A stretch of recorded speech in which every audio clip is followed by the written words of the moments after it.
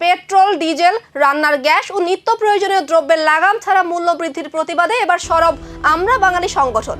রাজ্য কার্যালয়ের সামনে বিক্ষোভ কর্মসূচিতে অংশ নিয়ে সংগঠনের নেতাকর্মীরা কেন্দ্র ও রাজ্য সরকারের বিরুদ্ধে তীব্র ক্ষোভ উগরে দেন। বিক্ষোভকারীদের দাবি, প্রতিদিন বাড়তে থাকা দ্রব্যমূল্যের চাপে সাধারণ মানুষের জীবন দুর্বিষহ হয়ে উঠছে। শুধু তাই নয়, বেকার সমস্যা সমাধান এবং রাজ্যে বাড়তে থাকা নেশা কারবারিদের বিরুদ্ধে কঠোর পদক্ষেপ নেওয়ার দাবিও জানানো হয় সংগঠনের পক্ষ থেকে। বিক্ষোভ ঘিরে কিছু সময়ের জন্য এলাকায় উত্তেজনার পরিবেশ তৈরি হলেও পরিস্থিতি নিয়ন্ত্রণে ছিল বলে জানা গেছে। এদিকে আন্দোলনকারীরা হুঁশিয়ারি দিয়েছেন, দ্রুত সমস্যার সমাধান না হলে আগামী দিনে আরো বৃহত্তর আন্দোলনে নামবে তারা।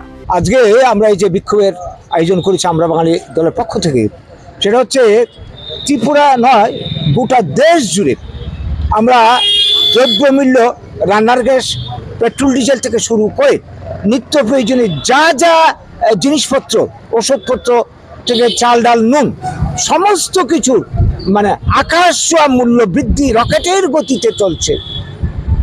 তো এই পরিস্থিতির মুখে দাঁড়িয়ে একদিকে মানুষের কর্মসংস্থান দিন দিন সংকুচিত হচ্ছে, বেকারদের কাজ নেই, চাকরি নেই। যেখানে কথা ছিল ত্রিপুরা রাজ্যে 2018-তে বর্তমান শাসক দলে বছরে 50,000 চাকরি মিস করে চাকরি, 2014 সালে আমাদের কেন্দ্রীয় সরকারের যিনি প্রধানমন্ত্রী নরেন্দ্র মোদীজি বলেছিলেন বছরে 2 কোটি চাকরি দেবে। কোথায় গেল সেই প্রতিশ্রুতি?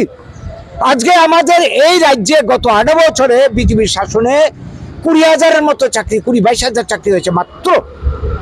সারা দেশ জুড়ে যেখানে বছরে 2 কোটি চাকরি হওয়ার কথা, সেখানে এই গত 2014 থেকে শুরু করে এই বর্তমান 12 বছরে 2026-এ এসে 1 কোটি চাকরিও হয়নি।